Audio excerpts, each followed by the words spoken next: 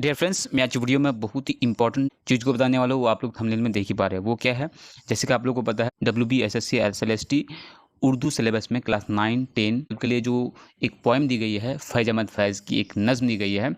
उस नज़्म से पहले हम लोग पहले ये देखेंगे फ़ैज़ अहमद फ़ैज़ के बारे में, उसके सवानह हयात के बारे में या फिर कह सकते हैं उसके बायोग्राफ़ी के बारे में, ताकि उसकी बायोग्राफ़ी के ताल्लुक से यहाँ पर हम कुछ जानेंगे, जानकारी लेंगे, उसकी हयात ज़िंदगी के बारे में भी कह सकते हैं। उसके बाद अगली वीडियो हम बनाएँगे उसकी जो नज़्म है मशहूर और मारूफ़, तो उस नज़्म पर वीडियो बनाएँगे, ओके? तो पहले आज हम लोग देखेंगे फ़ैज़ अहमद फ़ैज़, बहुत ही अहम और ये वीडियो है बहुत अहम होने वाली है। इससे पहले और भी हम वीडियोज़ बना दिए, अगर आप लोग देखना चाहते हैं तो उसका लिंक आपको इस वीडियो का डिस्क्रिप्शन में मिल जाएगा। क्लास 9, 10, 11, 12 सबके लिए WBSSC SLST के लिए जो सिलेबस दी गई है उसके हिसाब से आप लोग देख सकते हैं, आप लोग किस कैटेगरी से हैं। तो आज हम लोग डिस्कस करेंगे फ़ैज़ अहमद फ़ैज़ के बारे में, सवानह हयात के बारे में, आप लोग थंबनेल में देख पा रहे हैं, ठीक है? चलिए शुरू करते हैं। सबसे पहले देखिए फ़ैज़ अहमद फ़ैज़ 20वीं सदी के मकबूल शायर हैं, ये आप लोग को पता है। इनका नाम फ़ैज़ अहमद ख़ान और फ़ैज़ तख़ल्लुस था। फ़ैज़ कस्बा कादिर जिला सियालकोट पंजाब में 13 फरवरी 1911 में पैदा हुए।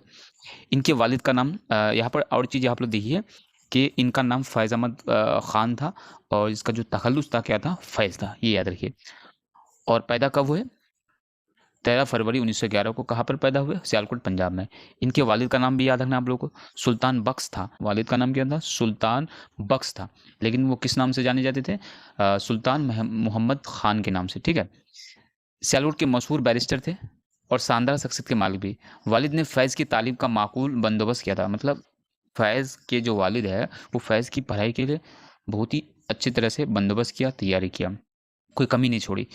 फ़ैज़ की तालीम का आगाज़ 1915 में हिफ़्ज़ कुरान से हुआ। बहुत ही बेहतरीन सवाल है। शुरू कब किससे हुआ? 1915 में और हिफ़्ज़ कुरान मतलब कुरान को याद करना आप लोग समझ पा रहे हैं। लेकिन हिफ़्ज़ कुरान मुकम्मल नहीं कर पाए और मकतब से मतलब मदरसा से अरबी व फ़ारसी की तालीम हासिल की। 1921 ईस्वी में जदीद तालीम के लिए लाहौर के मिशन हाई स्कूल में दाखिल हुए। ठीक है? और आगे बढ़ते हैं और 1927 ईस्वी में मैट्रिक का इम्तिहान पास किया, जैसे कि आप लोगों को पता है। कब पास किया? 1927 में। आगे देखिए 1929 ईस्वी में मोरे कॉलेज ऑफ सियालकोट से इंटरमीडिएट मतलब HS क्लास 12 पास किया और 1931 ईस्वी में गवर्नमेंट कॉलेज लाहौर से अरबी में BA ऑनर्स किया, याद रखिए।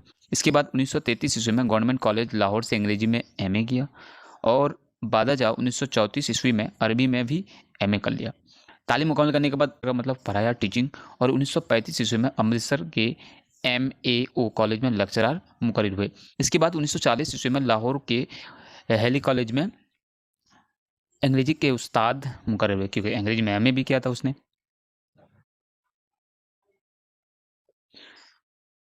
आगे देखिए 1942 ईस्वी को दर्स व तदरीस के पेशे को खैरबाद कहा, मतलब टीचिंग का जो काम है, प्रोफेशन है, वो छोड़ दिया, पेशा को छोड़ दिया। कब? 1942 ईस्वी को, याद रखना है। और फौज में मुलाजमत अख्तियार कर ली 1942 में और कैप्टन के ओहदे पर इनकी तकर्रुरी हो, मतलब उसको अपॉइंट किया गया एज ए कैप्टन, ठीक है। 1943 ईस्वी में मेजर बन गए और 1944 में कर्नल के ओहदे पर फाइज हुए। ये सवाल याद रखिएगा। 1947 ईस्वी में फौज की मुलाजमत से इस्तीफा देकर लाहौर चले गए, फिर फौज में भी इस्तीफा दे दिया। वो कब? 1947 को। फैज़ को सहाफ़त से बड़ी दिलचस्पी थी, मतलब राइटिंग या फिर कह सकते हैं या फिर न्यूज़पेपर वगैरह से बहुत दिलचस्पी थी।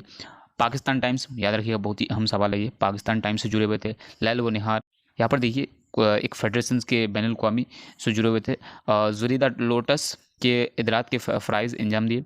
फैज़ इश्तराकी ज़हन के रखते थे, मतलब इश्तराकी के मानने वाले थे और कम्युनिस्ट पार्टी के सरगर्म रुकन भी थे, मतलब उसके मेंबर भी थे। 1936 ईस्वी में जब सज्जाद जहीर ने अपने हम ख्यालों के साथ तरक्की पसंद मुसन्नफ़ीन का क़याम अमल में लाया, तो फैज़ भी पूरी तरह इसमें शिरक हो गए और फिर उम्र भर इससे जुड़े रहे। तो बहुत ही अहम सवाल है, याद रखिएगा। कब तरक्की पसंद मुसन्निफ़ीन के क़याम उससे जुड़े? 1936 ईस्वी में। अब देखिए इंपॉर्टेंट सवाल तो अब हम लोग देखेंगे। क़याम पाकिस्तान के तकरीबन 3 बरस बाद 1951 ईस्वी में लियाकत अली खान हुकूमत का तख्ता लौटने की साजिश में गिरफ्तार कर लिए गए। ये बहुत ही इंपॉर्टेंट सवाल है कि 1951 में उसको गिरफ्तार कर लिए गए। क्यों? लियाकत अली खान हुकूमत का जो उसकी जो हुकूमत है, तख्ता उलटने की साजिश में जो है वो गिरफ्तार कर लिया गया। यही केस रावलपिंडी साजिश केस के नाम से मशहूर है। ये इस केस से रिलेटेड आप लोगों को सवाल पूछा जा सकता है। ठीक है, रावलपिंडी साजिश केस। कौन जुड़े हुए थे? फैज़ अहमद फैज़। 20 अप्रैल 1955 ईस्वी को कैद से रिहा हो गए फिर रावलपिंडी केस से। 1958 ईस्वी में दोबारा सेफ्टी एक्ट के तहत गिरफ्तार हुए, सेफ्टी की वजह से उसको गिरफ्तार कर लिया कि फिर से वो साजिश कर सकता है, और 1959 ईस्वी में रिहाई मिली, फिर वहाँ से भी छूट गए। फैज़ को रूस ने अपने सबसे बड़े अदबी इनाम लेनिन अवार्ड से नवाजा था, ये याद रखिए, रूस ने इसको बहुत बड़ा इनाम दिया। क्या नाम है उसका? Lenin award. 1962 ईस्वी से नवाजा था, 62 ईस्वी में नवाजा, ठीक है। अप्रैल 1980 को फैज़ ने कलकत्ता का सफ़र भी किया था, कलकत्ता का भी दौरा किया उसने, कब? 1980 को। ये सवाल याद रखिएगा, लेनिन अवार्ड कब उसको दिया गया, किसने दिया था? रूस ने दिया था, कब दिया था? ये भी आप लोग को याद रखना है, ठीक है। और आगे देखिए उसके राइटिंग के बारे में। फैज़ अहमद फैज़ बागो-बहार शख्सियत के मालिक थे, शायरी व नस्र निगारी दोनों में वक़ी सरमाया छुड़ा है। इनकी सारी तरक्की पसंद ख़यालात की नुमाइंदगी करते हैं, क्योंकि तरक्की पसंद से जुड़े हुए थे।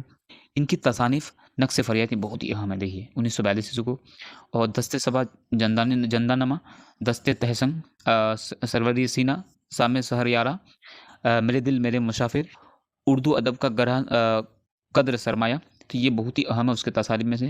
जैसे नक्श फ़रियाद याद रखिए 1942 ईस्वी को, याद रखना है आप लोगों को। उसके बाद देखिए नुस्ख़ा है वफ़ा के नाम से फैज़ का कलियात 1984 में शाये हुआ, ये याद रखिए। उसका कलियात किस नाम से शाये हुआ? 1984 में, किस नाम से? नुस्ख़ा है वफ़ा से, ओके। मीज़ान मीज़ान सलेबी मेरे दरीचे में, ये भी याद रखना है आप लोगों को। मता लुहे व कलाम, हमारी कौमी सकाफ़त, माँ व शाल, असनाई, फैज़ की नसीब तसानीफ़ है। इस अजीम हस्ती ने 20 नवंबर 1984 ईस्वी में आखिरी सांस ली, उसकी मौत हुई कब? 20 नवंबर 1984 ईस्वी में, और मालिक के हकीक से जा मिले, मतलब खुदा से जा मिले। लाहौर के मॉडल टाउन कब्रिस्तान में तदफीन अमल में आई। कहाँ दफन में उसको दफनाया गया? उसको कहाँ दफनाया गया? याद रखिए, लाहौर के मॉडल टाउन कब्रिस्तान में तदफीन अमल में आई, मतलब उसको दफनाया गया, ठीक है।